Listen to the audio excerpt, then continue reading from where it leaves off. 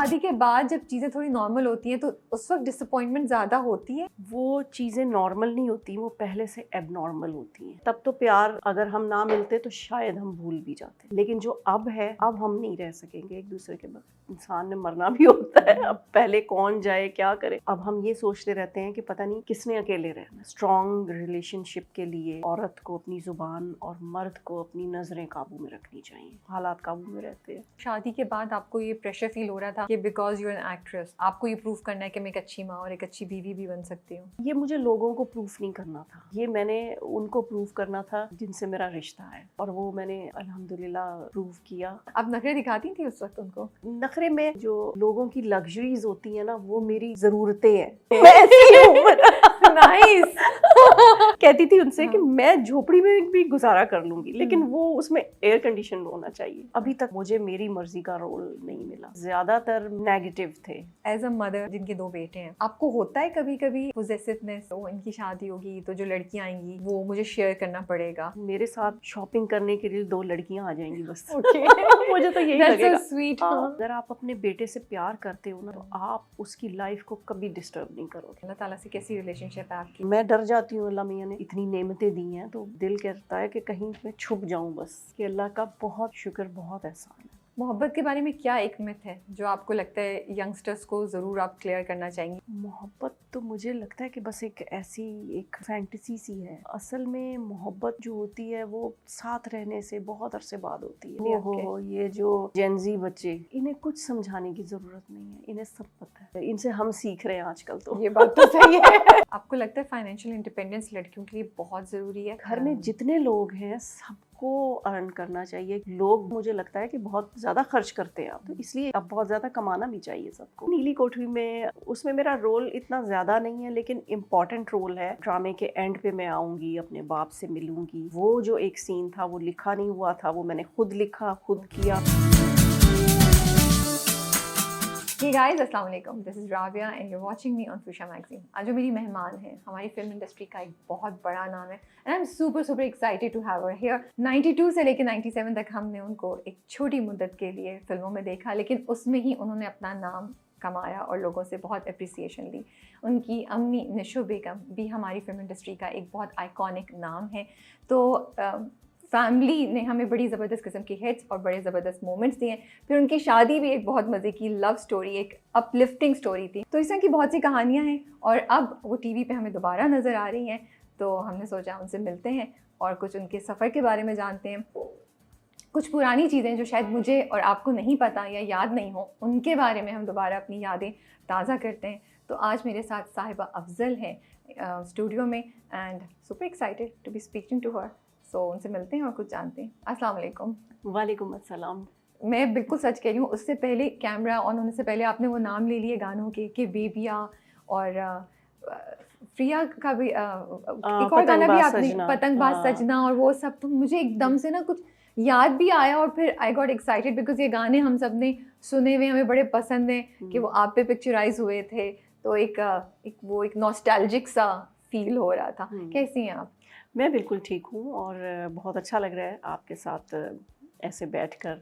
और मैं वैसे तो अवॉइड कर रही हूँ आजकल काफ़ी अरसे से, क्योंकि मुझे डर लगता है, वायरल होने से डर लगता है मुझे, क्योंकि एक छोटा सा कुछ भी मुंह से निकल जाए तो उसको बहुत ही गलत वे में लगा के, और वो कुछ भी निकल सकता है। सही बात है, आप सही कह रही हैं। तो वो उस चीज़ से मैं थोड़ी सी अवॉइड करने लग गई हूँ इन चीज़ों को, कि नहीं जाना किसी पॉडकास्ट पे, किसी इंटरव्यू पे नहीं जाना। फिर तो बहुत शुक्रिया कि आपने टाइम निकाला और हमें इतनी इज्जत दी और अपना टाइम शेयर कर रही हैं। आपकी बात मैं बिल्कुल समझ सकती हूँ, आपका कंसर्न भी समझ सकती हूँ, लेकिन हम बिस्मिल्लाह पढ़ के अच्छी नीयत से स्टार्ट करें। हाँ। और मकसद यही है कि हम पाकिस्तान के उस गोल्डन एरा को याद करें जब फिल्में हमारी बड़ी ज़बरदस्त बनती थी और लोग देखने जाते थे, सिनेमा फुल होते थे, गाने उनके कितनी हर जगह चलते थे। उस टाइम को याद करें, उन मेमोरीज़ को रिलीव करें और कुछ पॉजिटिव चीज़ें आपकी ज़िंदगी से, आपके एक्सपीरियंसेस से हम अपने ऑडियंस को दे सकें। तो हमारी नीयत तो कोई नहीं है कि कोई सेंसेशनल या कंट्रोवर्सी करें, आगे अल्लाह मालिक है। नहीं, मुझे पता है कि आपकी नीयत नहीं है, इसीलिए मैं खुद चल कर ये तो सही है, ये खुद आई है, मैं नहीं लेकर आई इनको चला के।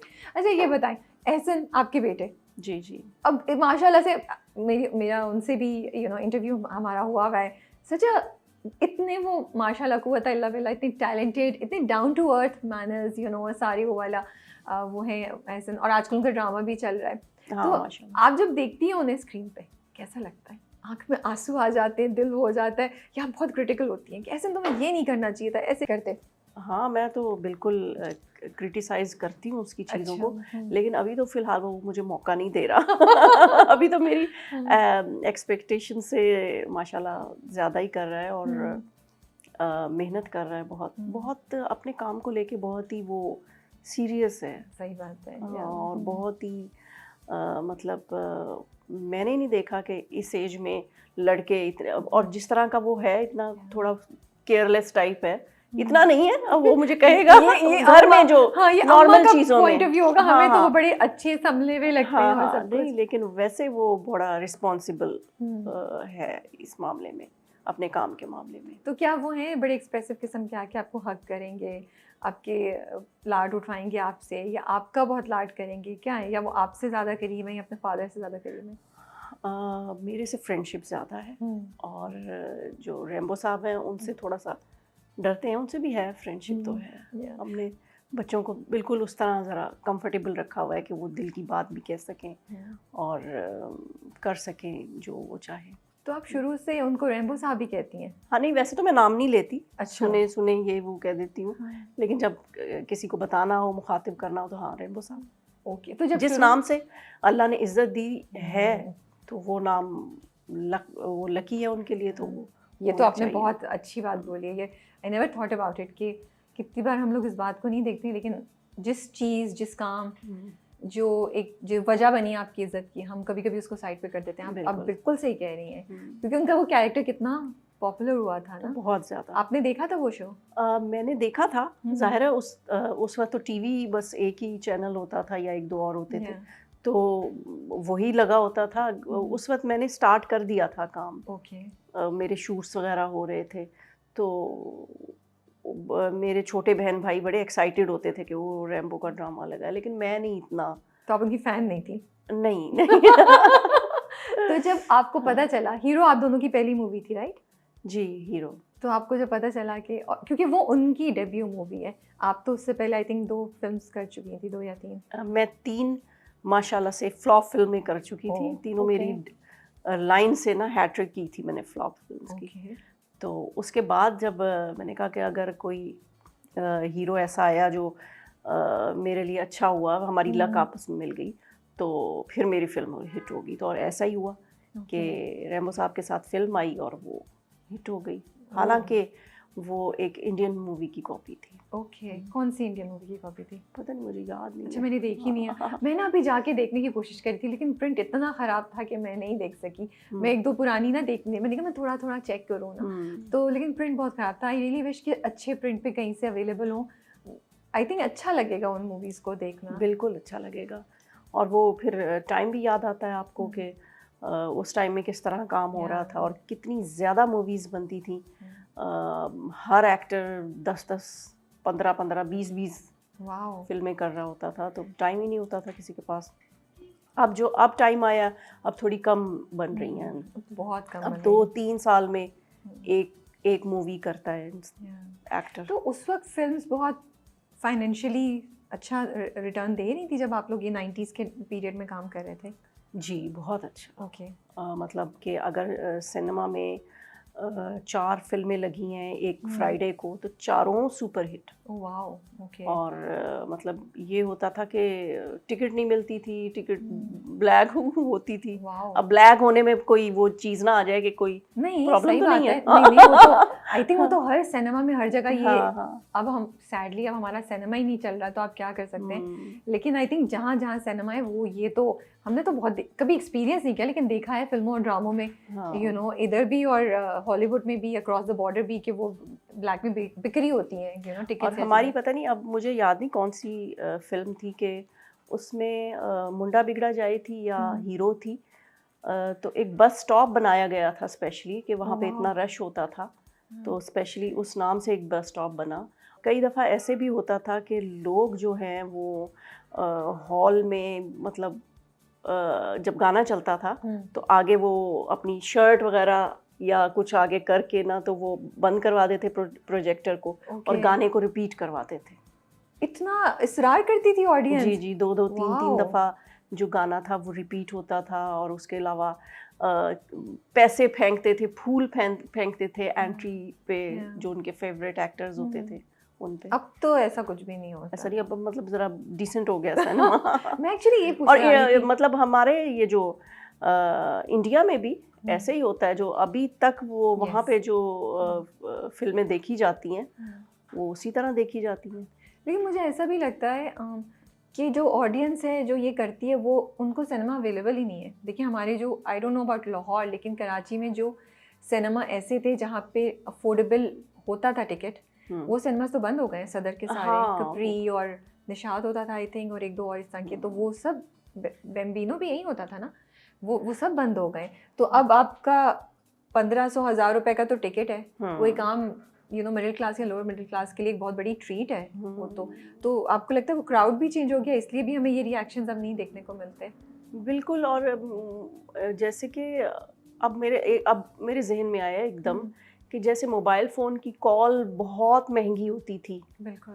तो कम करते थे हम, कम देर बात करते थे। अब सस्ती हो गई तो अब तो नॉन स्टॉप बात ही बात होती है। अब हमारे जो सर्वेंट्स वगैरह हैं वो इतनी देर बात कर रहे होते हैं। तो अगर कोई भी एंटरटेनमेंट, कोई ऐसी चीज़ जो है वो इकोनॉमिकल हो जाए या अफोर्डेबल हो जाए, तो वो जो है वो फिर आप उसे कर सकते हो।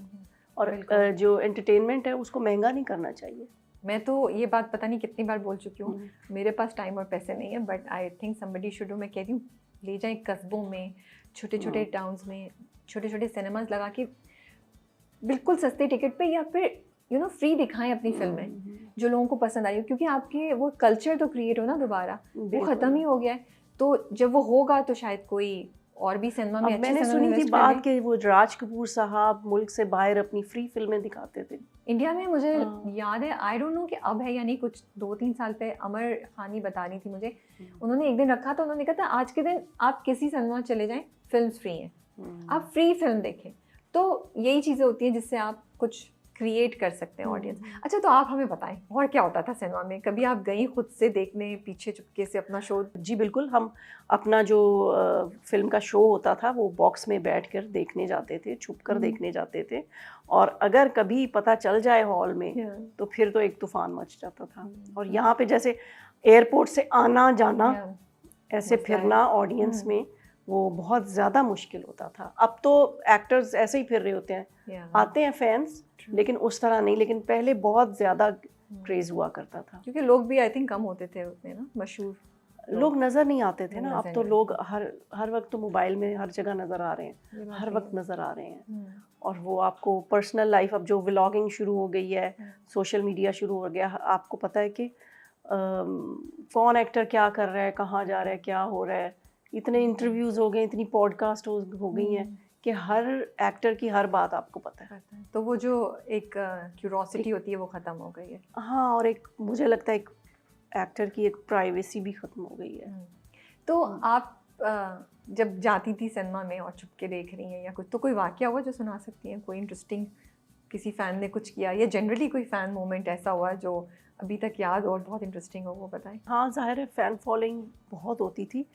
उस वक्त मुझे पता चला था, एक हमारी फिल्म जो मुंडा बिगड़ा जाए देखकर कुछ लड़कियां घर से भाग गई थी एक्टिंग करने के लिए। ओह गॉड। हाँ, फिर वो स्टूडियो आई थी, उनको समझा बुझा कर भेजा था कि भाई ऐसे किसी पेरेंट्स के साथ आओ और अगर करना है तो अच्छे तरीके से करो। क्योंकि अब तो बड़ी अच्छी फैमिली से लड़कियां काम कर रही हैं ड्रामे में। अब जो हमारी जो ड्रामा इंडस्ट्री है वो उसने फिल्म की जगह मैं कह सकती हूँ कि ले ली है। ये बात तो सही है, वो इतनी पॉपुलर हो गई है और उसके ड्रामे हर जगह देखे जाते हैं, मुल्क से और मुल्क से बाहर भी। आपने कहा आपकी पहली 3 फिल्में फ्लॉप हो गई, तो जब इतनी एक्साइटेडली आपने सफ़र शुरू किया और फिल्म वैसे नहीं गई जैसा आप सोच रही थी, कितनी डिसअपॉइंटमेंट थी, रिएक्शन क्या था? फिर भी आपने हिम्मत करके 2 और फिल्में कर ली? नहीं, उसमें ये था कि मेरे पास फिल्में साइन बहुत ज़्यादा थी।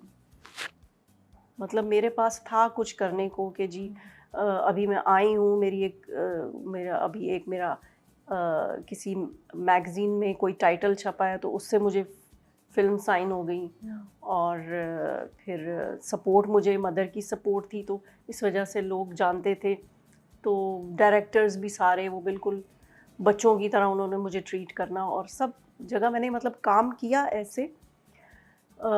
तो इतना मुझे प्रॉब्लम नहीं हुआ। फ्लॉप हुई लेकिन उसमें मेरे काम को पसंद किया गया। ओके। हाँ, और मुझे जो एप्रिसिएशन मुझे चाहिए थी वो मुझे मिली। नहीं, मतलब मेरा सिर्फ ये था कि आप सैड नहीं हुई, या आपको वो नहीं होता कि हो मुझे मेरी फिल्म जो है वो ऐसे हो गई, कुछ ऐसा सोच रही थी आप, या ऐसा नहीं हुआ क्योंकि चीज़ें इतनी हो रही थी जैसे आप कह रही हैं कि शायद आपको टाइम ही नहीं मिला, ये चीज़ हिट नहीं हुई? हाँ, मुझे ये था कि अगर ये नहीं हुई तो कोई नेक्स्ट होगी। कि ओके। मुझे ये था कि मेरी फिल्म ने तो हिट होना ही होना है। ओके, ये यकीन था हाँ। कि बस वो टाइम की बात है। हम्म। ओके, ठीक है। तो पहली बार अपने आप को जब आपने बड़ी स्क्रीन पे देखा, क्या रिएक्शन था? अपने आप को देख के कैसा लगा? अपने आप को देख के अच्छा फील हुआ, और मुझे नहीं लग रहा था कि मैं हूँ और मैंने कर लिया है। अपना गाना पहले मैंने देखा था। ओके। और वो उस वक्त डबिंग्स वगैरह भी करते थे, तब भी आप अपने आप को स्क्रीन पे देख लेते थे, और गाने चलते थे आपके स्टूडियो में। वो गाने चलते थे, अगर आपने अच्छा उसमें परफॉर्म किया है तो आपको उसी बेस पे अगली फिल्में भी मिल जाती थी। ओके, आपको साइन करना शुरू कर देते थे। मतलब सिस्टम बहुत directors डिफरेंट था वगैरह। तब का। हाँ, सिस्टम बहुत डिफरेंट था। नहीं, अब भी ऐसा ही अभी है। भी ऐसा ही है। अभी भी अगर आप देखें कि अगर कोई अच्छा एक्टर है, चाहे वो लीड कर रहा है या साइड कैरेक्टर कर रहा है या कोई सेकंड लीड कर रहा है, लेकिन अगर वो हीरो हीरोइन से अच्छा कर रहा है तो उसको नेक्स्ट जो उसका प्रोजेक्ट होगा वो लीड में मिल जाएगा। अच्छा, हाँ, कुछ कुछ जगहों पे तो हो जाता है ये डेफिनेटली। तो कैसे अम्मी को जाके बताया कि मैं अब एक्टिंग करना चाहती हूँ? क्या आपको पता था कि वो अप्रूव नहीं करेंगी, उनको नहीं अच्छा लगेगा, आप सोचेंगे अगर एक्टिंग का तो? हाँ बिल्कुल, ये तो मैं पहले वैसे काफ़ी दफ़ा बता चुकी हूँ, और हर किसी को याद भी, मेरी शक्ल देख के ये याद हो गया है कि मैंने काफ़ी थ्रेट्स वगैरह दिए थे कि मैं सुसाइड कर लूँगी और ये हो जाएगा वो हो जाएगा।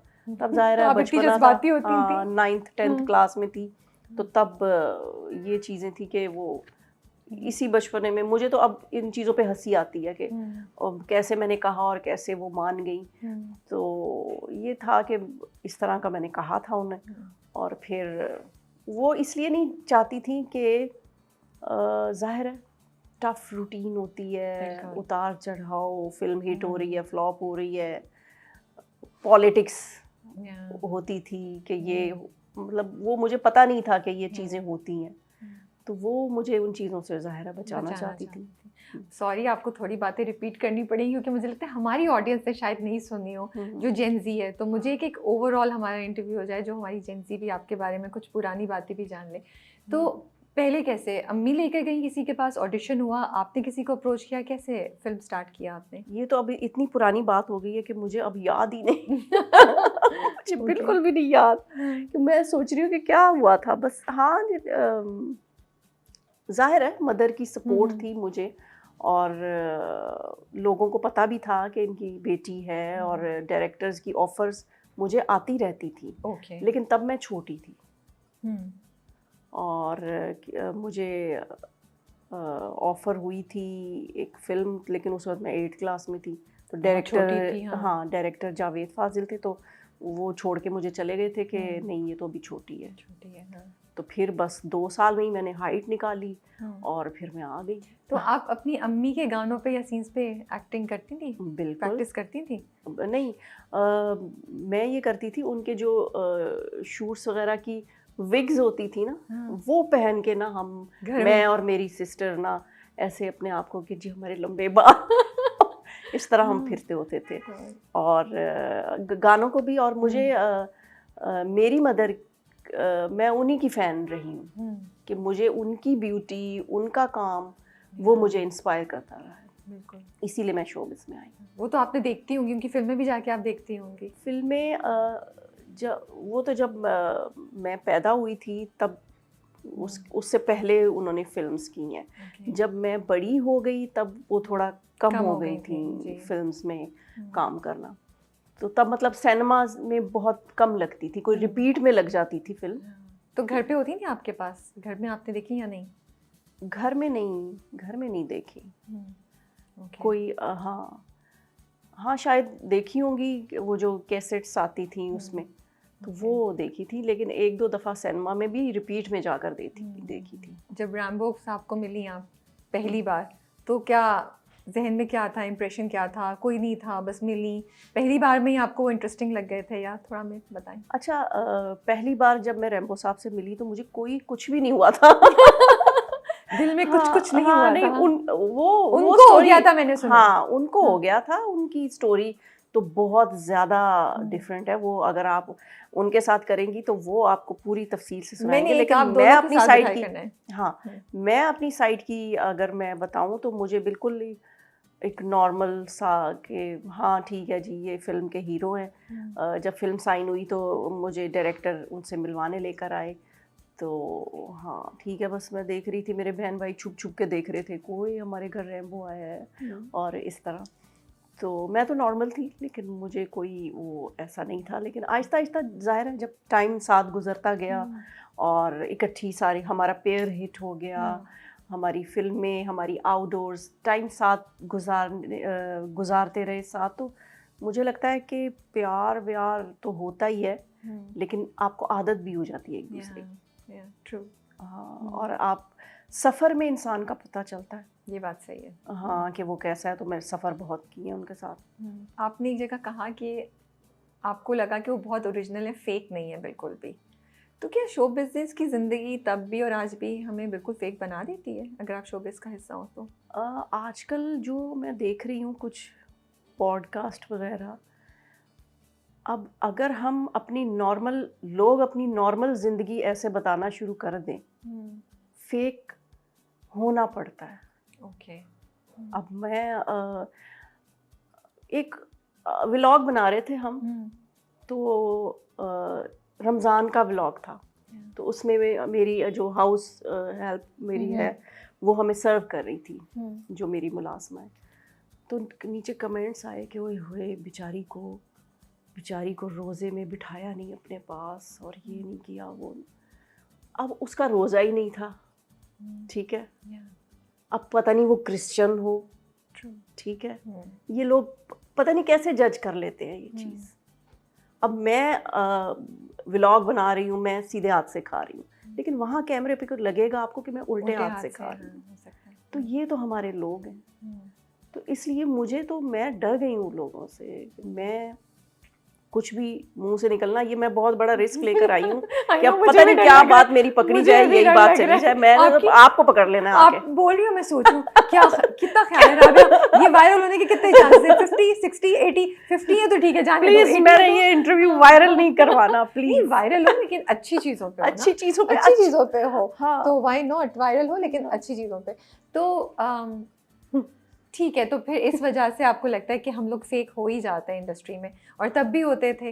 तो आपको अच्छा ये लगा कि रैम्बो जो थे वो बिल्कुल भी फेक नहीं थे, बिल्कुल ही वाज हिमसेल्फ। जो भी वो वाला एक और फेक होना वो अलग, वो जो हर वक्त फेक रहते हैं ना, वो ऑन स्क्रीन वो और बात है, और वैसे होना और बात है कि जो हर वक्त इंसान रहे।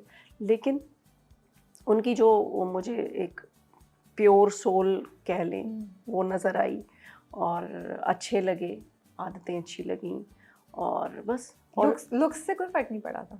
लुक्स से नहीं, मुझे ऐसे ही, मुझे वो तो उस वक्त वो मुझे लगते थे अक्षय जैसे, अक्षय कुमार हाँ, जैसे। मुझे अक्षय कुमार पसंद है। हाँ, तो वो मुझे उनके जैसे जबरदस्त। हाँ। आपको तो वो मिल गए जो आपको पसंद थे, उन जैसे दिखते हुए मिल गए आपको। ये तो बड़ी जबरदस्त चीज़ है। तो पहले किसने इजहार किया? और इजहार किया कैसे? मुझे याद ही नहीं आ रहा कैसे। हम बैठे एक डीप लव स्टोरी सुनने और उनको नहीं याद। मैंने सोचा नहीं था कि मैं इतनी पुरानी बातें याद करूंगी, क्योंकि अब जाहिर है बच्चे बड़े हो गए हैं, तो अब ये इन चीज़ों का मुझे कोई वो ऐसे ही शर्म आती है कि क्या आप डिस्कस कर। नहीं भाई, हम मतलब आप हमारी फिल्म इंडस्ट्री का इतना बड़ा हिस्सा है, तो आपकी कहानी तो हमारे पास रिकॉर्ड पे होनी चाहिए ना, जो हमें बताएं कि हुआ कैसे था। और लोगों, इतनी क्यूट स्टोरी है, लोगों को सुननी चाहिए। तो आप याद करें कैसे, पहले किसने? हाँ, हीरो के सेट पे ही मुझे वो गाना सुना रहे थे, साहिबा ओ मेरी साहिबा। तंग कर रहे थे आपको या सीरियस सुना हाँ, रहे हाँ, थे? गाना वो जो मेरे नाम का बना हुआ है गाना। बिल्कुल, हाँ।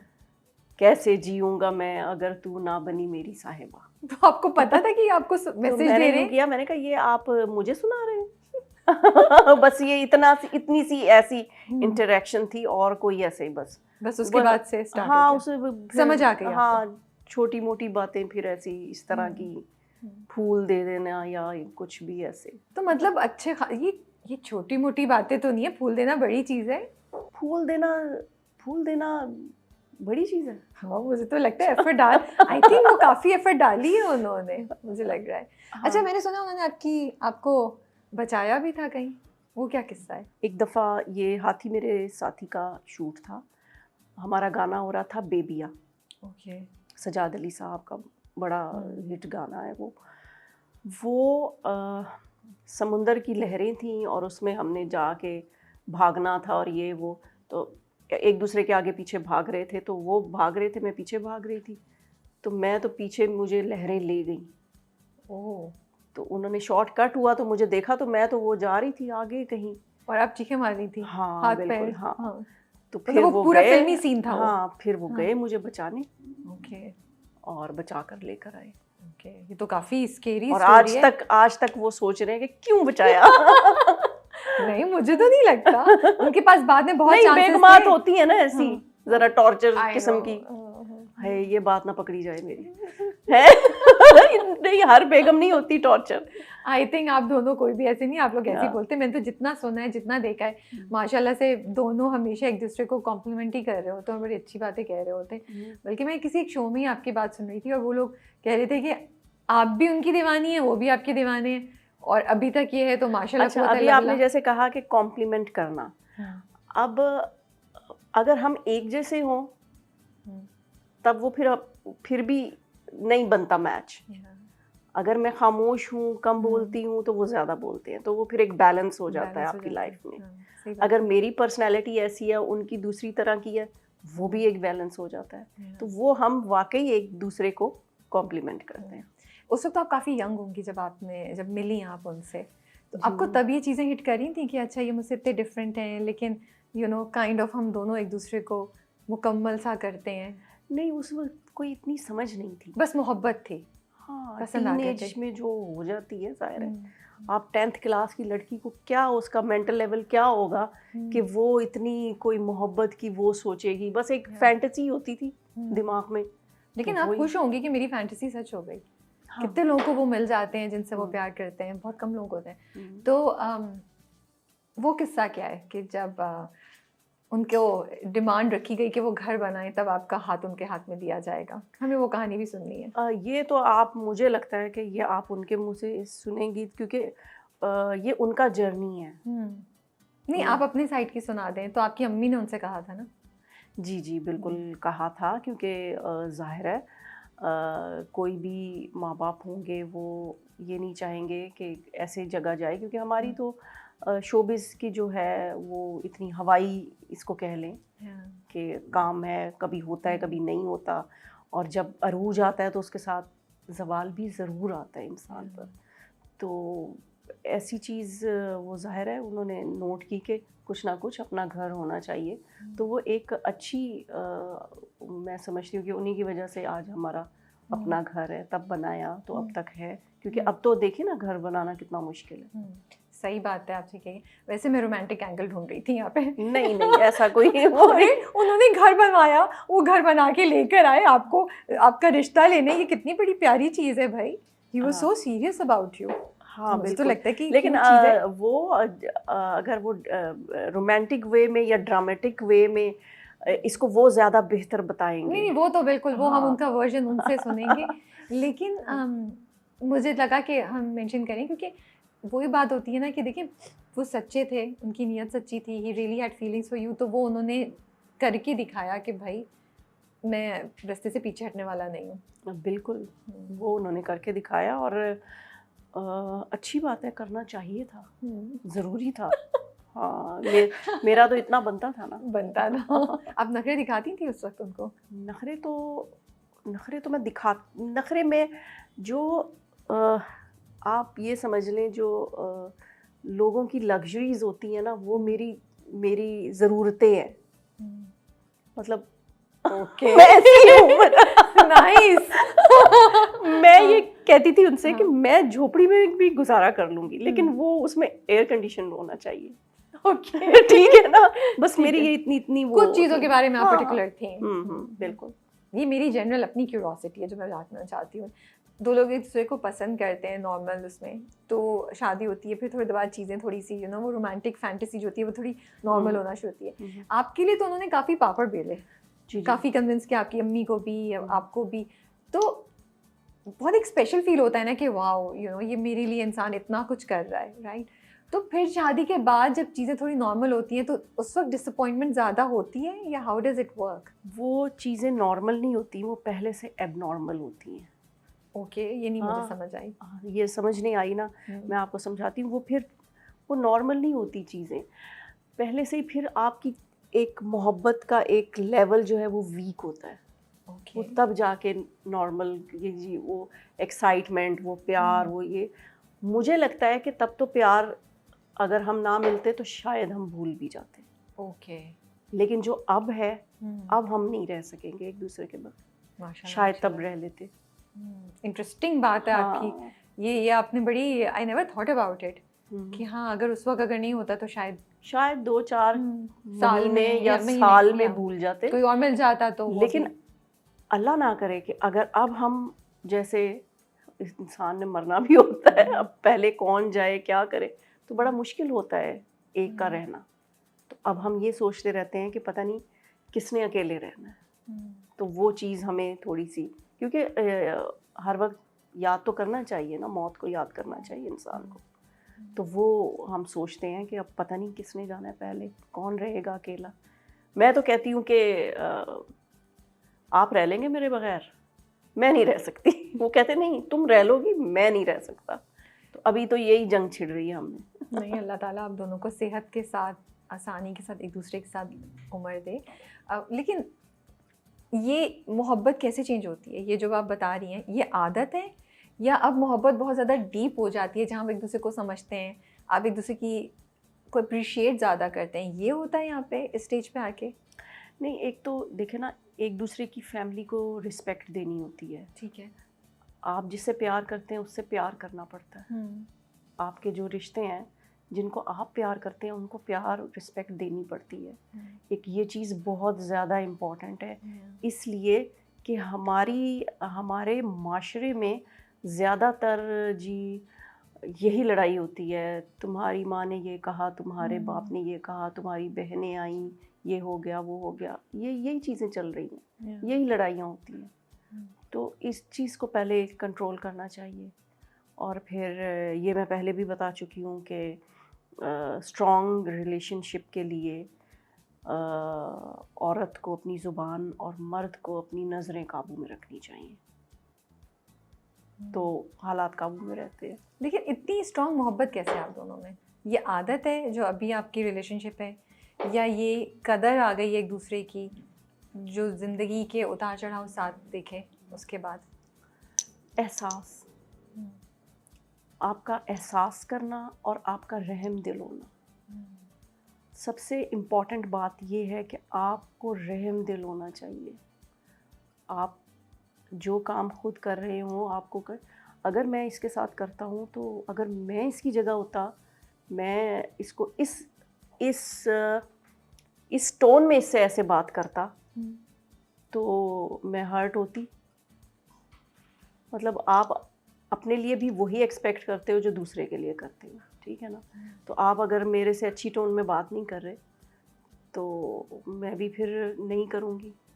तो इसलिए आपको बात करने का अंदाज़, आपको ये सारी चीज़ें, आपको हर चीज़ में एहसास करना, ख़्याल रखना, ये चीज़ ज़्यादा इम्पॉर्टेंट है। आपको लगता है कुछ लोगों में शुरू से होता है और कुछ कपल्स में कुछ अरसे बाद ये डेवलप होता है, लेकिन हो जाता है? ये आपकी नेचर में होता है। तो डेवलप नहीं कर सकते, है तो है, नहीं है तो नहीं है। ज़िंदगी के थप्पड़ भी नहीं सिखाते आपको कभी कभी? मुश्किल हालात भी नहीं सिखाते कि थोड़ा एहसास करो एक दूसरे के लिए? सिखाते होंगे, लेकिन जो नेचर है इंसान की मुझे नहीं लगता कभी चेंज होती है।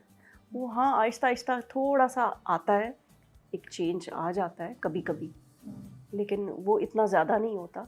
थोड़ा बहुत तो हो जाता है। Okay. time जब के आप साथ। फिल्में कर रही थी, आपको लगता है उस वक्त लोग जज करते थे कि आप फिल्म इंडस्ट्री से बिलोंग करती हैं? हाँ, लेकिन उस वक्त कमेंट बॉक्स नहीं होता था ना।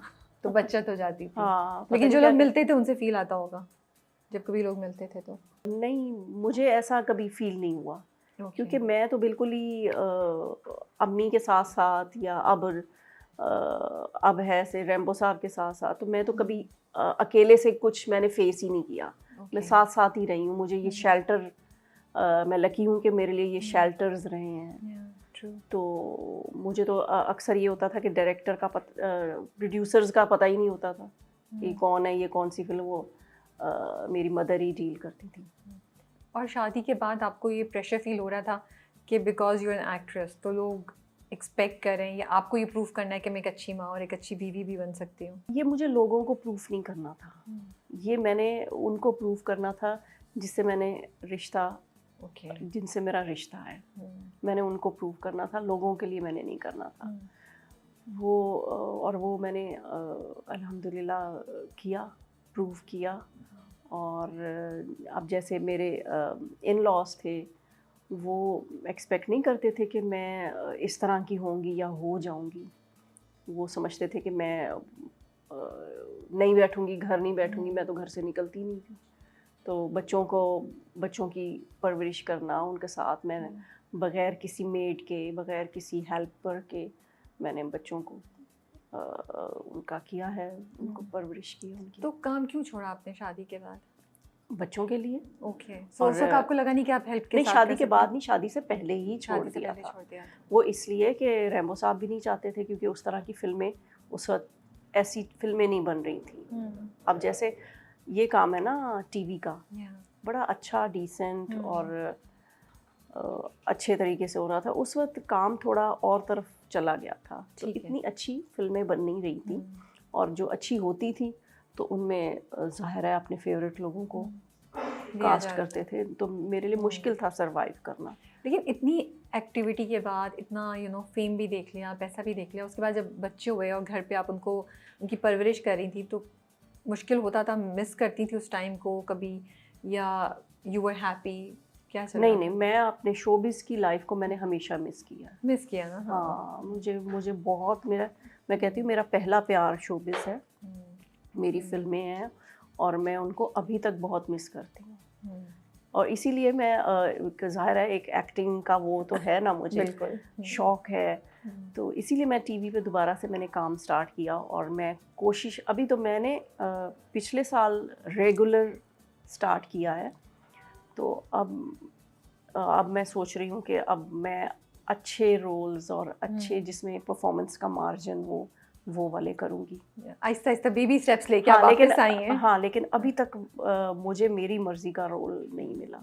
अभी तक तो मुझे ज़्यादातर मैं 3-4 मैं लॉन्ग प्लेस कर चुकी हूँ जो कि नेगेटिव थे, और मुझे नहीं पता कि मेरे फेस पे कैसे बिल्कुल ऐसा कुछ नहीं है, ऐसा कुछ भी नहीं है। हाँ, बहुत रूड किस्म की और बहुत नेगेटिव और बहुत प्लानिंग करने वाली, इस तरह के मुझे रोल मिल रहे हैं। और मुझे लगता है कि जो मैच्योर एज है उसमें ख़वातीन जो है जो स्टोरी बनाती हैं, उसमें ज़ाहिर है वो अपने ही माशरे से कुछ स्टोरीज़ उठाती हैं, कोई मोहल्ले में कहीं से सुन लिया, कहीं से कुछ, वही स्टोरी बन जाती है। तो जो मैच्योर ख़वातीन होती हैं वो लगता होगा कि वही नेगेटिविटी फैला रही हैं इधर उधर, तो वो फिर इसीलिए अब इस मैच्योर एज में मुझे ये वाले रोल ऑफ़र हो रहे हैं। लेकिन मुझे लगता है कि अब आप सीरियस हो गई हैं ना कि मुझे कुछ करना है, तो मुझे लगता है अब आपको और ज़्यादा बेहतर रोल्स भी मिल जाएंगे। बिल्कुल, हाँ, अभी रोल्स मिले हैं बहुत, मतलब अच्छे भी, लेकिन मैं वो चाहती नहीं थी। लेकिन एक स्टार्ट लिया है मैंने, आहिस्ता, तो जो मैं चाहती हूँ वो शायद हो जाए, मेरी पसंद का रोल मुझे मिल जाए। तो आप तो फिल्मों में काम कर रही थी, अब जब ड्रामों में वापस आई हैं तो क्या फ़र्क बहुत ज़्यादा है? एक तो मीडियम का फ़र्क है, फिर हालात और सिचुएशन और वर्किंग एनवायरनमेंट चेंज हो गया है, तो वो काफ़ी फ़र्क आपको फील होता है या सही है, मैनेजेबल है? स्टूडियो का और था सारा, शान और शौकत होती होगी उसकी तो नहीं? बिल्कुल, वो तो बहुत ज़्यादा, और मतलब स्टार्स वहाँ पे, और बिल्कुल अपनी फैमिली की तरह वहाँ भी ऐसा ही था। लेकिन यहाँ पे अभी ड्रामा इंडस्ट्री में भी यहाँ का भी मुझे बहुत अच्छा लगा है सारा सेटअप, सब हर किस्म का जो आप समझ लें माहौल बहुत अच्छा। हमारे एक्टर्स बहुत अच्छे हैं, बहुत कोऑपरेटिव हैं और लगता नहीं है कि मतलब पहली बार मिले हैं, लगता है बिल्कुल एक फैमिली की तरह मुझे यहाँ पे फील होता है बिल्कुल। जब आप एक्टिंग कर रही थी, पॉलिटिक्स काफ़ी होती थी फिल्म इंडस्ट्री में तब? हाँ होती थी, लेकिन मैं उसमें कभी पड़ी नहीं। हाँ बिल्कुल होती थी, जाहिर है कभी किसी ने किसी को कट करवा दिया, कुछ कर दिया, लेकिन मैंने हमेशा अपने काम पे ध्यान दिया है, मैंने इस तरफ कभी भी आई नहीं, इसलिए आपने मेरी कभी कोई लड़ाइयाँ या कुछ ऐसे सुनी नहीं होंगी। मैं बहुत बचा के इनमें से निकलती रही हूँ। अच्छा, क्या 3 चीज़ें जो आपको लगता है कि आपकी और रैम्बो साहब की रिलेशनशिप को स्ट्रॉन्ग करती हैं, या आपको लगता है कोई भी ये 3 चीज़ें होनी चाहिए एक कपल में जो आपकी शादी को, आपकी रिलेशनशिप को स्ट्रॉन्ग करेंगी, जो आपको आजकल शायद इतनी नज़र भी नहीं आती हैं आसपास? रिस्पेक्ट मेन चीज़ है, रिस्पेक्ट और सिंसियरिटी और पेशेंस। ये 3 चीज़ें। ओके। एज अ मदर जो जिनके 2 बेटे हैं, आपको होता है कभी कभी पोजेसिवनेस कि ओ इनकी शादी होगी तो जो लड़कियां आएंगी वो मुझे शेयर करना पड़ेगा, या फिर ये कि बिकॉज आप काफ़ी अरसे वर्किंग वुमेन रही हैं और अभी भी आप अपना काम कर रही हैं, तो आपके तो जहन में ऐसी कुछ है ही नहीं, आप अपनी ज़िंदगी गुजार रही हैं, बच्चों की अपनी ज़िंदगी है, तो वो कभी कॉन्फ्लिक्ट होगा नहीं? मुझे नहीं लगता होगा, मुझे लगेगा मैं पता नहीं मेरे साथ शॉपिंग करने के लिए 2 लड़कियां आ जाएंगी बस। मुझे तो यही लगेगा। That's so sweet. हाँ। और मेरी कंपनी के लिए कोई आ जाएंगी और मैं मेकअप लेने जाऊंगी तो वो मेरे साथ ले रही होंगी और मेरे ड्रेसेस वो ले रही होंगी और उनके मैं ले रही होंगी, इस तरह करके कुछ होगा। अपने आप को इतना फिट रखूंगी मैं तब तक। ये अच्छा, अब चीज़ें चेंज हो गई हैं ना। I think mother's in law जो हैं वो अब ज़्यादा दोस्ती की तरफ चली गई हैं, है ना? वो अच्छी रिलेशनशिप चाहती हैं अपने बहुओं के साथ। नहीं, अगर आप अपने बेटे से प्यार करते हो ना तो आप उसकी लाइफ को कभी डिस्टर्ब नहीं करोगे। That's true. मैं अगर अगर अभी तो टाइम है वैसे काफ़ी, जब इंशाल्लाह जब मैं मदर इन लॉ बनूंगी तब मैं नहीं चाहूँगी कि मैं उनकी लाइफ में कोई मेरी ऐसी इंटरफेरेंस रहे कि उनकी लाइफ डिस्टर्ब हो। और मैं नहीं चाहूँगी कि मैं अपनी बहू को कुछ कह दूँ तो मेरा बेटा डिस्टर्ब हो। आई थिंक ये बहुत अच्छी थॉट है और यही बहुत ज़रूरी है कि हो कि वो खुश होंगे तो बाकी सब चीज़ें भी आहिस्ता आहिस्ता अच्छी चलती रहेंगी। मुझे तो लगेगा कि जैसे मेरी बेटी नहीं है तो 2 बेटे हैं तो 2 बेटियाँ हो जाएंगी। और आपने बैलेंस कैसे किया कि आप अपने बच्चों के साथ दोस्त भी हैं लेकिन उनको डिसिप्लिन भी किया हुआ है? नहीं, मैंने उनको शुरू से ही एक तो मेरा तो मेन ये था कि अच्छी स्कूलिंग, अच्छी एजुकेशन, और उनकी मैंने टाइमिंग बहुत ऐसी बनाई कि मैंने उनको फ्री, वो कहते हैं ना खाली दिमाग शैतान का घर होता है, मैंने उनको फ्री रहने ही नहीं दिया। मैंने उनकी एक टाइमिंग बनाई कि अब स्कूल जाना है, अब पढ़ना है, अब गेम खेलनी है, अब क्रिकेट खेलना है, अब फुटबॉल खेलना है और अब टीवी देखना है। तो ये, और उसी में दिन ख़त्म हो जाता था। तो इसलिए उनकी लाइफ बहुत बिज़ी रखी है मैंने, और अपने बच्चों को ना बिज़ी रखना चाहिए। मैं तो ये कहूँगी अच्छे, मतलब कि कोई भी हेल्दी एक्टिविटी ना उनकी लाइफ में ऐसी होनी चाहिए पढ़ाई के अलावा, ताकि वो इधर उधर ना बिजी हो, गलत चीज़ में सोचे ना उनकी तरफ। जैसे मेरा छोटा बेटा है जैन, वो म्यूज़िक की तरफ, तो अच्छी चीज़ है, म्यूज़िक करे वो फारिग वक्त में बैठ के वो अपनी गिटार और अपनी करता रहता है प्रैक्टिस। डू यू बिलीव कि पेरेंट्स को अपने बच्चों को अनकंडीशनली सपोर्ट करना चाहिए? जो भी वो कह रहे हो उनको सपोर्ट करें, उन्हें करने दें, फिर आगे जाके अगर उन्हें मसला भी हो तो एटलीस्ट माँ बाप हैं तो सही, उनका ख्याल रखने, उनके लिए कोई भी हिफाजती कदम उठाने के लिए। या भी हाँ, अगर किसी भी चीज़ में उनका इंटरेस्ट है तो आपको पेरेंट्स को सपोर्ट करना चाहिए। अगर वो पॉजिटिव वे में जा रहे हैं तो ज़रूर सपोर्ट करना चाहिए, और हमने भी उन्हें किया है हर मामले में सपोर्ट के। अब जैसे म्यूज़िक में वो जैन जहाँ भी चाहता है कि कहता है कि मैंने ये ऐसे गिटार लेना है, यहाँ से सीखना है, ये करना है, वो करना है, तो हम कहते हैं हाँ करो। अब फुटबॉल खेलते थे तो हम बाकायदा उन्हें उस छोड़ कर आते थे कि यहाँ पे फुटबॉल ग्राउंड है, यहाँ पे खेलो। और हर चीज़ में उनको इसी तरह की सपोर्ट रही है। अल्लाह ताला से क्या ताल्लुकात हैं? अल्लाह ताला से कैसी रिलेशनशिप है आपकी? शिकवा भी करती हैं या ज़्यादातर शुक्रगुजारी होती है? जब मुश्किल आती है तो आप कैसे डील करती हैं? हाँ, जैसे बहुत अल्लाह का शुक्र अदा करती हूँ हर वक्त। और ज़ाहिर है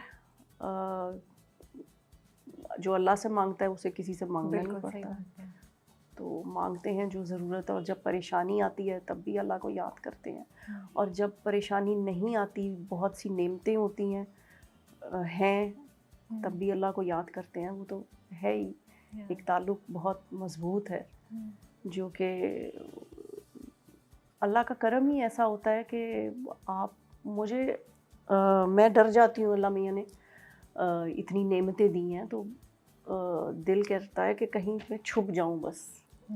कभी कभी दिल चाहता है कि छुप जाऊँ, कि अल्लाह का बहुत शुक्र, बहुत एहसान है। ये तो बड़ी अच्छी बात है, बहुत कम लोगों में होता है।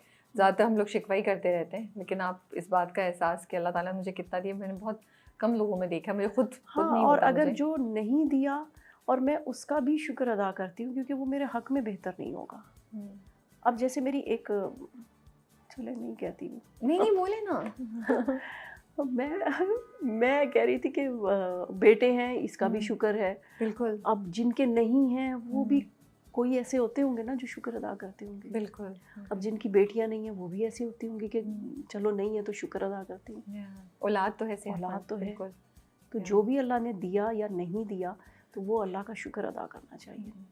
मोहब्बत के बारे में क्या एक मिथ है जो आपको लगता है यंगस्टर्स को ज़रूर आप क्लियर करना चाहेंगी, या लोगों को बोलना चाहेंगी नहीं मोहब्बत में ऐसा नहीं होता, या मोहब्बत ऐसी नहीं होती, या मोहब्बत के बारे में एक गलत आइडिया लोगों के जहन में क्या है? आपको क्या लगता है? मोहब्बत तो मुझे लगता है कि बस एक ऐसी एक फैंटेसी सी है। असल में मोहब्बत जो होती है वो साथ रहने से बहुत अरसे बाद होती है। ये जो टीनेज की मोहब्बत है, या ये जो अपने लड़का लड़की में होती है, ये तो किसी से भी हो जाती है वैसे ही। क्रश। हाँ, ये क्रश होता है। इनफैक्ट ये क्रश होता है। ये कुछ अरसे बाद भूल भी सकते हैं, लेकिन जब आपका शादी के बाद असल मोहब्बत शुरू होती है, एक दूसरे की खामियां तब आप पर खुलती हैं, तब आपकी आदतें आपको कुछ नहीं पसंद होती, उन खामियों को खूबियाँ समझ के या उनको बर्दाश्त करना, ये मोहब्बत है। तो आपको भी फिर दोबारा हो, या आप दोनों को एक दूसरे से? हाँ, दोबारा मतलब मज़ीद वही मैं कह रही हूँ ना कि वही वो आई थिंक वो जैसे आप कहिए ना कि उसको को फैंटेसी वाली थी, लेकिन फिर वो रियल वाली ओवर द टाइम होना शुरू होगी, जब साल एक साथ गुजरे और ज़िंदगी एक साथ गुजारी आपने। हाँ, कोई ज़ाहिर है हर किसी की ज़िंदगी में टफ टाइम भी आता है।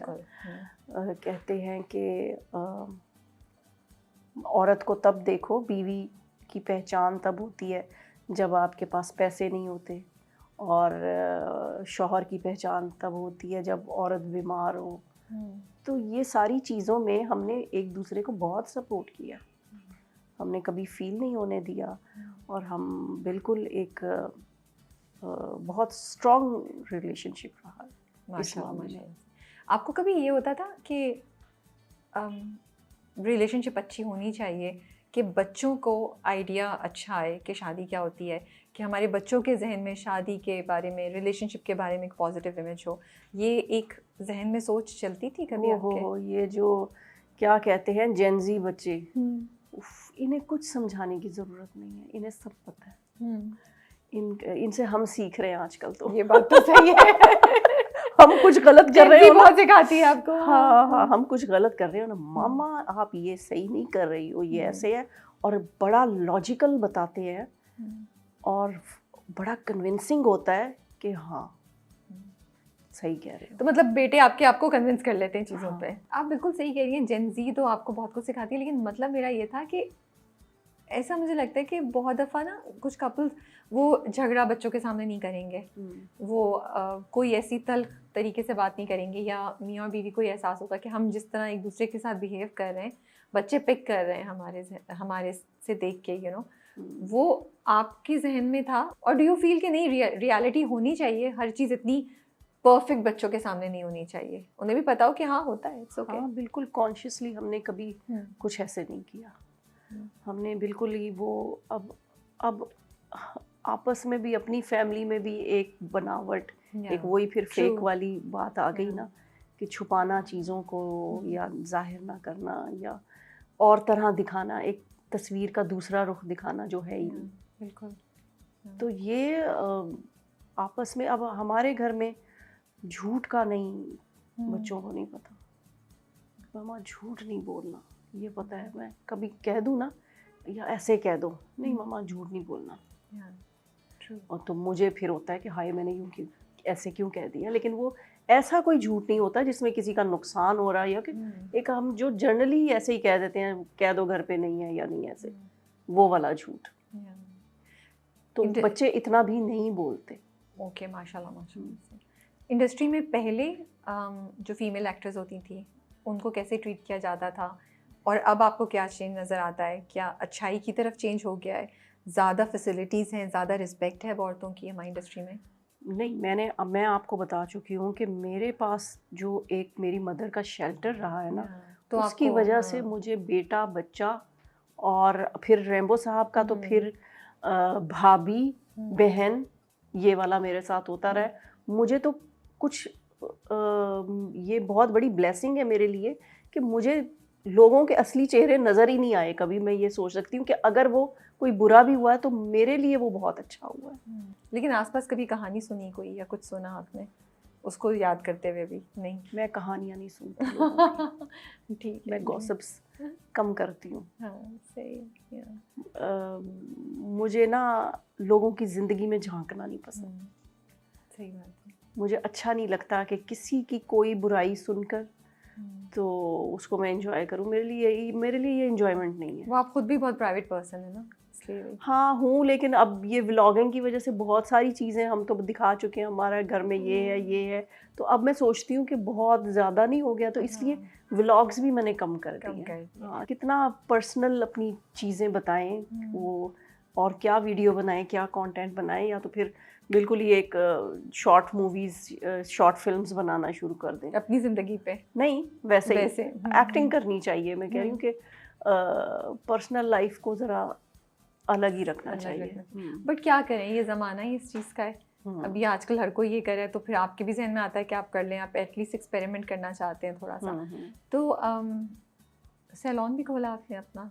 जी, मैं यहाँ पे मेरा काम बहुत ज़्यादा, मैं हो गई थी बिज़ी, बैक टू बैक मेरे प्रोजेक्ट्स वगैरह, शूट्स वगैरह चल रहे थे, तो वहाँ पे मैं टाइम नहीं दे सकी, तो उसको अभी टेम्परेरी वो बंद किया है, और इंशाल्लाह आगे देखें फ्यूचर में।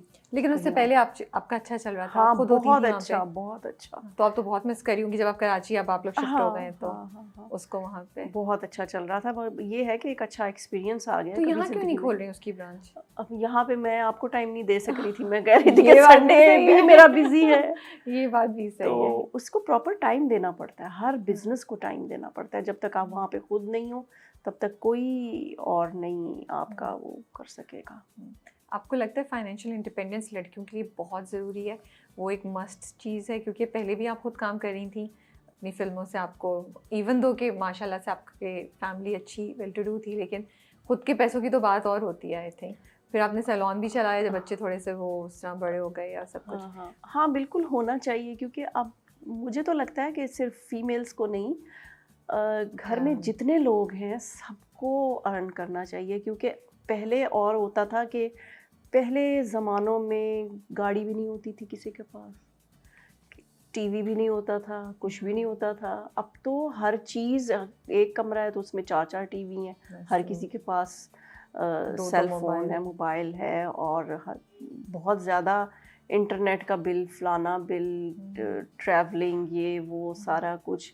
पहले हम सुनते थे कि पता नहीं हमारे फैमिली में कोई एक गया उम्रे हज पे, अब हर फैमिली में हर कोई हज पे उम्रे पे जा रहा है, माशाल्लाह बहुत अच्छी बात है। लेकिन अब बहुत ज़्यादा लोग बहुत ज़्यादा, मुझे लगता है कि बहुत ज़्यादा खर्च करते हैं अब, तो इसलिए अब बहुत ज़्यादा कमाना भी चाहिए सबको, सिर्फ लेडीज़ को नहीं, सबको सबको कमाना है। जितने लोग घर में है ना, सबको अर्न करना चाहिए। ये तो सही बात है। तो अभी आपका शूट खत्म हो गई है नीली कोठी का? मैं नीली कोठी में देखा है जी, आपको। मेरा शूट खत्म हो गया है और मुफात परस में भी आप आ रही हैं, right? हाँ, तीसरा मेरा ग्रीन पे चल रहा है विशालेश। तीनों की शूट खत्म हो गई है या अभी भी है? तीनों की शूट खत्म हो गई है और 2 मेरे प्रोजेक्ट्स हैं जिनका मैं शूट कर रही हूँ, 2। ओके। जो अभी चल रहा है मुफात परस, ये तो जियो पे आ रहा है जी। और इसमें लोग बहुत मुझसे नफरत कर रहे हैं। Negative character. हाँ, और वो मेरे हस्बैंड के साथ है, रैम्बो साहब के साथ, और मुझे पर्सनली वो उसमें मुझे अपना कि मैं बिल्कुल वो नहीं हूँ जो आपको मैं नज़र आ रही हूँ। तो लोगों को अपनी पर्सनैलिटी से बिल्कुल ऑपोजिट रोल करना, और अक्सर कमेंट्स ये आए होते हैं कि ये तो असल ज़िंदगी में भी ऐसी होंगी, ये तो ये कर देती होंगी, वो कर देती होंगी। तो ये मुझे लगता है कि ये मेरी जीत है आपने कि मैंने कन्विंस कर लिया लोगों को। सही बात है। हाँ। तो अक्सर मेरे ये ससुराल में कि ओह भाभी ऐसी है नहीं कहते, बिल्कुल भी ऐसी नहीं है। एग्जैक्टली। लेकिन अभी नीली कोठरी में हमने पीछे एक सीन किया, उसमें मेरा रोल इतना ज़्यादा नहीं है लेकिन इम्पॉर्टेंट रोल है। ड्रामे के एंड पे मैं आऊँगी, अपने बाप से मिलूँगी, तो वो जो एक सीन था वो लिखा नहीं हुआ था, वो मैंने खुद लिखा, खुद किया। तो वो अगर आप देखेंगी तो आपको इंशाल्लाह पसंद आएगा। अभी तो टाइम है, नीली कोठी टाइम है, नीली कोठी में टाइम है। आपकी अपनी कौन सी फेवरेट फिल्म है जो आपने फिल्में की? मेरी अपनी अच्छी जो हिट हुई, चोर मचाए शोर, वो, और जेवर, और ये अच्छी थी। जेवर तो आई थिंक क्रिटिकली भी काफ़ी एक्लेम्ड थी वो, है ना? उसका मुझे याद नहीं है लेकिन आई थिंक उसका टॉपिक बहुत डिफरेंट था। जेवर का जो आई थिंक जितना मैंने पढ़ा है कि वो बहुत पसंद की गई थी, वो किसी वो बहुत जहेज के टॉपिक पे थी शायद। वो नहीं, वो थी कि रीमा होती हैं, वो एक हम दोनों बहनें होती हैं, वो चाहती हैं कि वो अमीर हो जाएं, और जेवर उनको वो जो गोल्ड और ये वाली चीज़ें वो उनको जेवर लगती थी, मुझे पढ़ाई जेवर लगता था। अच्छा, फ़र्क था बहनों में? फ़र्क था। देखिए कितने मज़े की स्टोरी है हमारी फिल्म की। हाँ। तो जब आप लोग बाहर जाते थे, जैसे आई थिंक हाथी मेरे साथी तो बाहर श्रीलंका नहीं, काफ़ी मेरी सारी ये भी बैंकॉक में बनी थी जेवर। ओके, जेवर बैंकॉक में। तो उस टाइम पे बहुत फिल्में बाहर शूट करते थे। हाँ। और कैसा एक्सपीरियंस होता था जब आप लोग बाहर जाते थे? बाहर भी फैंस होते थे, लोग पहचानते थे? नहीं, बाहर श्रीलंका, ये बैंकॉक वगैरह, यहाँ पे तो कोई नहीं पहचानता था। ओके। क्योंकि यहाँ पे तो उनकी लैंग्वेज ही डिफरेंट थी। वैसे जो वहाँ पे पाकिस्तानी रहते थे वो तो ऑब्वियसली वो तो पहचानते थे। बाकी वैसे मुल्क से बाहर जाते हैं तो वहाँ पे जो पाकिस्तानी रहते हैं वो तो बहुत प्यार करते हैं, बहुत ज़्यादा। मुझे आपकी बात से मुझे ऐसा लग रहा है कि उस टाइम पे हमारी ज़्यादातर फिल्में बाहर शूट हो रही जी, थी। मैंने तो उसकी कोई खास 80% मैंने जितना काम किया मैंने सारा। तो उसकी कोई खास वजह थी? वन स्पेल फिल्म खत्म हो जाती थी, सारे एक्टर्स एक के साथ। हाँ, वरना अगर लाहौर में करते थे तो एक एक्टर 8-10 शूट्स कर रहा था 2-2 घंटे दे के, इस तरह। वो ये होता था कि एक महीने में आप पूरी फिल्म बना कर आ जाते थे, तो इस वजह से भी, और लोकेशंस भी अच्छी मिल जाती थी। आई थिंक ये भी बड़ी अट्रैक्शन होती थी जो लोग देखने जाते थे, जो उनको दूसरे ममालिक देखने को मिलते थे अपनी फिल्मों में और सब कुछ, you know. Sri Lanka, Turkey, Bangkok और मॉस्को, इन जगहों पे जाके। और जो हमारे पुराने एक्टर्स हैं उनमें से किस किस के साथ आपने काम किया? सीनियर जो हमारे एक्टर्स हैं, शबनम, बाबरा शरीफ, इन लोगों के साथ आपने किया था या वो लोग? नदीम साहब के साथ किया था, और खजाना फिल्म में वो मेरे बाप बने थे, तो वो हमारा वो फिल्म भी अच्छी थी। उसमें भी हमारा एक बड़ा अच्छा सीन था बाप बेटी के मिलने का। और उस वक्त जब लोग आते थे फिल्म की एक्टिंग के लिए, तो क्या लोग पहले कोई जो एक्टर्स थे या वो कोई कोर्स करते थे, किसी से सीखते थे, या बस उधर आ जाते थे? और जो आप लोग डांस वगैरह भी करते थे वो बाद में ही सब सीखते थे, या इसकी कोई प्रैक्टिस होती थी, क्लासेस होती थी, या क्या? नहीं, वहीं पे ऑन सेट सब कुछ। और क्लासेस वगैरह तो कभी भी कुछ भी नहीं हुई थी, वो तो अभी भी नहीं हो रही। एग्जैक्टली हाँ, बिल्कुल तब भी कुछ ऐसा वो ऑन नहीं सेट था। ही सब कुछ सीख कर और अपनी गलतियों से ही अब जैसे मैं देखती हूँ ना अपना काम, तो मैं खुद अपनी गलतियाँ निकाल, हाँ ये नहीं करना, ये नहीं करना, ऐसे नहीं करना, इससे बेहतर करना है, अब ये वाला जेस्चर नहीं अच्छा लग रहा, ये नहीं करना। तो ये तो खुद इंसान नोट करता है और नेक्स्ट टाइम फिर उससे बेहतर करता है। मैं आपका ना भी इंटरव्यू से पहले ना एक गाना देख रही थी, मुझे याद, आई थिंक खजाना का ही था शायद, जिसमें आप ना वो बीच पे वो है हैमक है, उस पर आप लेटी हुई और रैम्बो जो है ना वो आपके गिर्द, आप गाना गा रही हैं और वो दरख्त से ना घूम के आते हैं, आपको देखते हैं, फिर दरख्त के पीछे चले जाते हैं। तो वो इतना कोई मज़े का वो सीन लग रहा था। But how is it working with your husband? Is it easy या थोड़ा सा होता है कुछ कॉन्फ्लिक्ट या बहुत ही आसानी रहती है? अब काम कर रही ना, फिल्मों में तो नहीं किया। ठीक, उस वक्त आप लोगों की बातचीत नहीं स्टार्ट हो गई? हस्बैंड तो नहीं थे बट बातचीत तो हो गई होगी। हाँ बातचीत तो हो गई थी, लेकिन हस्बैंड तो नहीं थे ना। नहीं, husband तो नहीं थे। लेकिन एक कंफर्ट लेवल हो जाता होगा नहीं? हाँ। या मुश्किल होता है थोड़ा सा, या आपको और भी ज़्यादा होता है कि यार मुझे और भी ज़्यादा अच्छा परफॉर्म करना है, इनको इम्प्रेस करना है? हाँ ये होता है कि एक दूसरे की सपोर्ट भी हो जाती है, ये भी हो जाता है, और ये भी होता है कि एक दूसरे से अच्छा परफॉर्म करना है, ये भी दोनों चीज़ें होती हैं। तो अभी आपने जो 2 नए प्रोजेक्ट साइन किए उसके बारे में हमें कुछ बता सकती हैं या अभी नहीं, जो आप नए 2 कर रही हैं, जो शूट चल रही है जिनकी?